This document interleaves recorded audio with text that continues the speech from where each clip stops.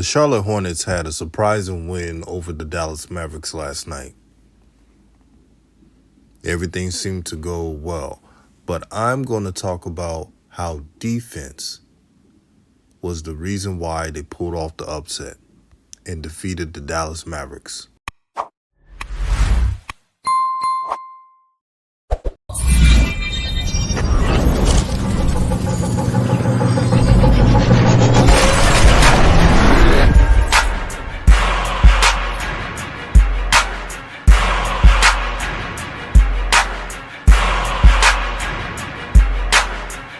What's good, everyone? This is RawTruth Media giving you the raw content that you deservedly need.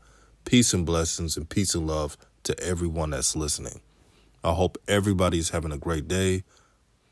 And I want to talk about this matchup we had last night, the Dallas Mavericks versus the Charlotte Hornets.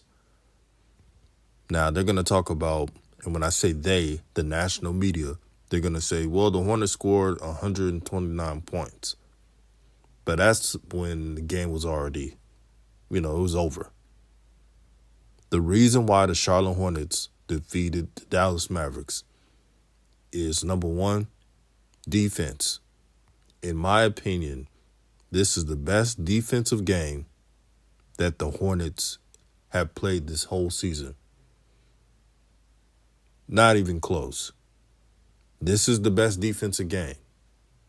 Everybody was communicating. Even Terry Rozier tried for once. But these were one of those games that everything was clicking. And even though Luka did get his 37 points, the game plan was they didn't really care how many points Luka scored. They wanted to shut everybody down. Jalen Brunson was shut down at 10 points. Powell, their center, only 2 points. Kleber, only 9 points. Darren Finney-Smith, only 8 points. Now, some of those players I've listed are not the natural starters of this team. They're dealing with injuries. So that's the name of the game of the NBA. But a win is a win. And you can't hate on a team for beating a Western Conference playoff team. Now, I believe, just my opinion, just like most teams in the NBA, when they play against the Hornets, sometimes these teams take them lightly. They look at some film, they look at their weaknesses, and look at their lack of size and say, yeah, we should handle this. And then they get punched in the mouth. and then they see the reality that it's going to be a long night. And that's what it was. For LaMelo Ball, he shot 6 for 12, 5 for 8 for 3. 17 points, 7 assists, 4 rebounds. He only played 30 minutes, but this was a blowout game. Now, I bet you some of you thought I was going to be mad that LaMelo only played 30 minutes in this game. But if you look at all the starting lineup, Terry Rozier played 29 minutes, Miles Bridges played 30, P.J. Washington, which had a good scoring game, played 29 minutes. So it's one of those type of matchups where if you're having a blowout, you have that right to not play your starters as much. It's a blowout. So it's really pointless. I'm really ticked off that James Bouknight is still in the G League and not playing. Why would you draft a guard that high and not find a way to utilize him? In the fourth quarter, when this game was under wraps, you could have had Bouknight and family. Let me know if he was traveling with the Hornets. I don't think I saw him on the bench. I don't care what anyone says. I don't care if they keep telling us that, a win is a win, that we can't criticize this team when they're doing buffoonish things. Forget all that. Because I'm going to tell you something. When the Lakers were winning, when they were really winning, with Phil Jackson, the late great Kobe Bean Bryant, and Shaquille O'Neal, if they lost the game, national media would criticize them. Fans would criticize them. It's normal. But I can tell some people are not used to that winning culture. When you're part of winning culture, things are nitpicked. It's normal. I'm tired of every time the Hornets win a game, some shines get sensitive and say, why are you constructively criticizing the team? We won. Yes, I'm giving you props for winning, like I just did at the beginning of the video. But at the end of the day, man, you can't say one thing they need to work on. Are we really doing that now? I mentioned something that Book Knight needs to be playing to get repetition since he was drafted that high. It's common damn sense. Who does that? Who keeps having a player that you draft high in the G League for a long period of time? And I'm not talking about an athlete who struggles in the G League that was drafted high. No. Book Knight has been doing his thing in the G League. And he's still being treated like he's just another player. It's ridiculous. This is not how you grow standard organizations. This is backwards. So yes, I'm glad the Hornets got to win, but they got to do better. There's even more examples right now in today's game. Look how many playoff teams, higher seed teams like the Chicago Bulls, they get picked apart all the time. And they're winning. It's the name of the game. So I have a sense with this Hornets fan base, not all. Shout out to Mad Ant and Eternity, 2 Hornet fans who don't sugarcoat anything. They'll give props when need be. They'll say what the Hornets are doing well. But if the Hornets start going back to their old ways and not playing team basketball, they're going to call it out, and deservedly so, because they do not want their franchise to be one of those average teams that barely makes the playoff or a playing game, and you're happy with that. The Hornets are playing so hard for that 8th and 9th seed. It really, if you're any team trying to go to the playoffs, if anything, you're trying to fight for the 6th seed, so you don't have to play in the playing game. That's just me. Unless even the Eastern Conference is so tough right now. Did you know that probability-wise, let's say the Hornets only lose 2 games during this tough stretch. Did you know that it would be tough to even have a seed higher than 8th? And this is probability, because the bettors and people that watch these games know that Brooklyn, they're on a rise.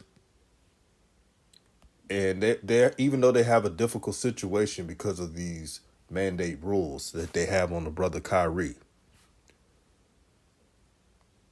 they have shown the ability to win games without him, depending on the matchup. They have depth, not only with KD, but Drummond, Seth Curry, and many more. The Toronto Raptors have been winning lately. They're 39-1 now. Remember where they were earlier in the season? And you think they're going to go on a losing streak? Hell no. The Cleveland Cavaliers are 41-30. The Chicago Bulls are 41-29. They have lost some games, but hopefully Lonzo comes back. And speaking of the Bulls, they need Lonzo bad. Lonzo fixed all of their mistakes, and it gone unnoticed. And I know some people have, they may not like Lonzo as much. I get that. But you got to say, when healthy, he is important to the team. Defensively, he covered their weaknesses. The passing, he set up the passing culture for the Bulls. Now they're not passing the same way. It's not the same. Hopefully Lonzo could come back and have that season rectified for them, because they were starting out really good, and now they're losing games. The Boston Celtics are now the 4th seed. They've been winning a lot lately, 43-28. Shout out to Coach Udoka for doing his thing. The Celtic fans, not all, but some of them was questioning the signing of Udoka. I knew he would be a great coach. He's earned it like many others who haven't, and I won't say any names. Number 3, Milwaukee. You know what they're going to do. The defending champions, 44-27. Their battle-tested Giannis is a grown man on that court. You know they ain't going to be losing or having a losing streak. The Philadelphia 76ers are on a roll with James Harden. They got that pick and roll with Harden, and Embiid is really unstoppable right now, especially when they're clicking. And lastly, number 1 seed Miami Heat, 47-28. And if I'm a Miami Heat fan, I'm hoping the Brooklyn Nets go on a big time win streak, because you don't want to play, whether you're the Sixers or Milwaukee, you do not want to play Brooklyn in that first round. You don't want to play them in the first round, because that's going to be a tough out. And you all seen when Brooklyn is in full strength, when they're not doing that mandate shit, when Kyrie's able to play and other players, they look like a different team. This is the obstacle that the Hornets have to go through.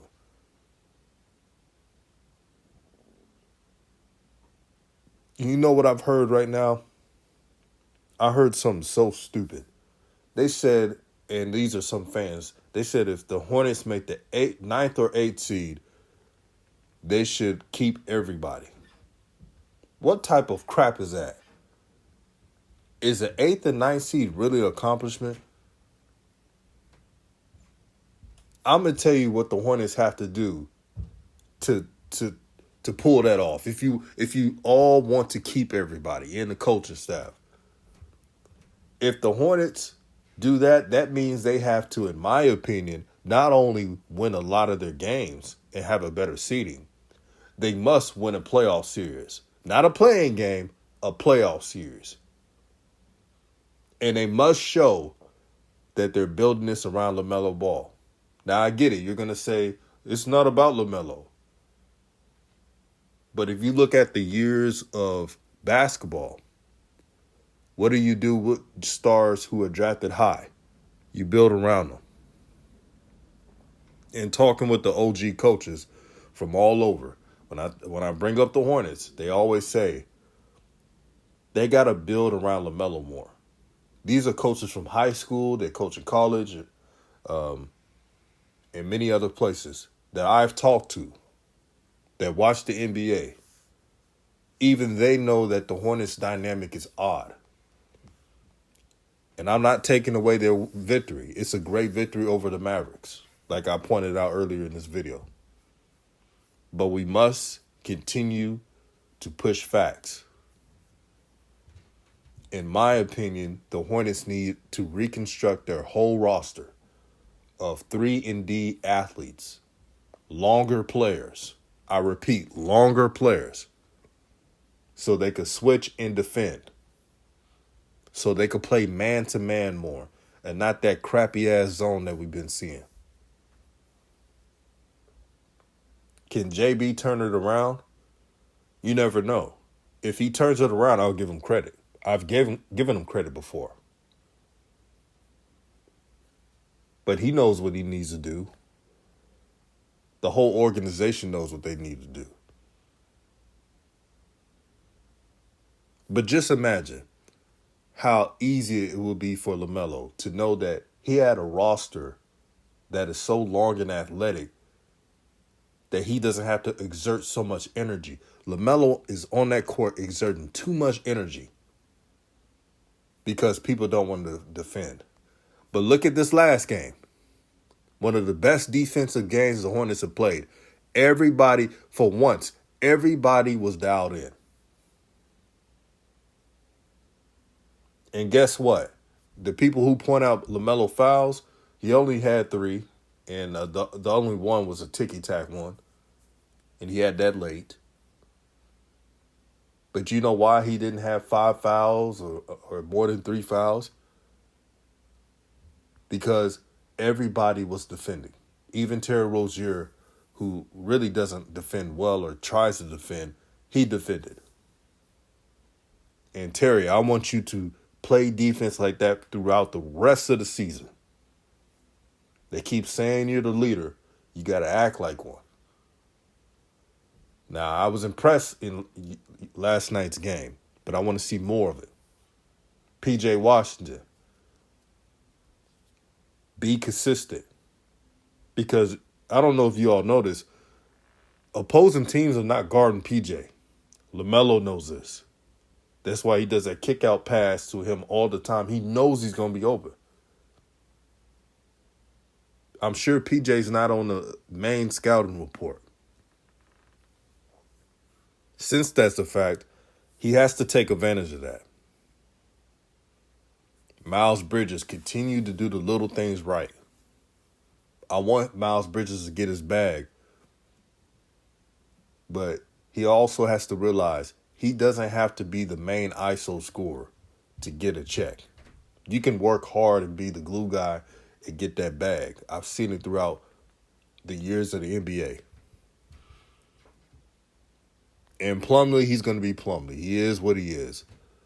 But as long as he stops telegraphing and give the ball to LaMelo to start the break, I won't have any complaints this year.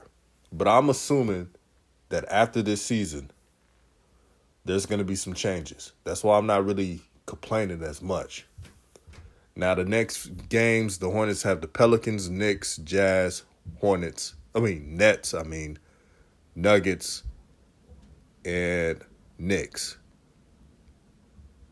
These are the last games of March before they enter April. The only 2 easy games are the Knicks. Now, the Knicks is a give and take. Even though they're losing, they're 30 and 40. We've seen the Hornets lose against teams that they shouldn't lose to.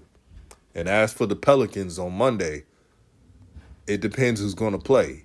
If McCollum and B.I. plays in this game, there's a good chance the Pelicans can win. There's a good chance for that. And they're trying to get a playoff seed. They're fighting for one. Now, the Clippers, they're 36 and 37. They got the 8th seed.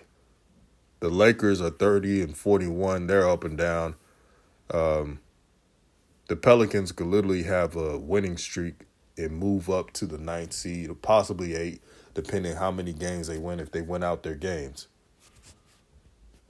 But this is winning time. This is a man's game called the NBA. And the strongest survive. Also, before I go, man, I had this message. Someone messaged me and said, "Oh, DJ, can you do videos while you speak?" Let me say this. I have a gruesome work schedule. And anytime I record a video, I only have a few times to do it, so I can't restart it if I mess up. I got to just go with the flow. It's a lot of energy and time with this thing. YouTube is not easy. I don't know why people think it's just, you can just record yourself and you got to make sure your content is spot on. You got to know what you're talking about. Maybe in the future, once my channel grows to a level where I can have more time to do certain things, maybe I have videos playing while I speak.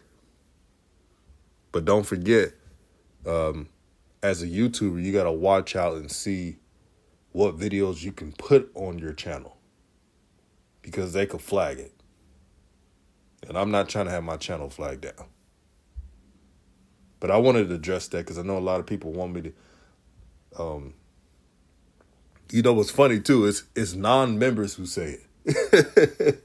Like, I understand if a channel member has some input on it, but it's like non-members who barely watch all of the videos saying it, which is funny. But maybe in the future I could do it. Right now, I like this formula where I could just speak, have a layout, and keep it like that. But again, congratulations on the Hornets for being above 500 right now, 36-35. Still some more games to go. You cannot be satisfied just yet. Hornet fans, I know you all have not been winning at a high level, but you should want your team to strive to be the best. That's all I'm saying. There's nothing wrong with constructive criticism. When LaMelo has a bad game or LaMelo's being passive, I talk about it. Y'all know that. I don't care if I've been a fan for years. If I see something I don't like, I call it out. And I expect for you all to do the same thing. This is RawTruth Media giving you the raw content that you deservedly need. Peace, love, blessings to everybody. Like the video, share the video on all social media platforms, and I'm out.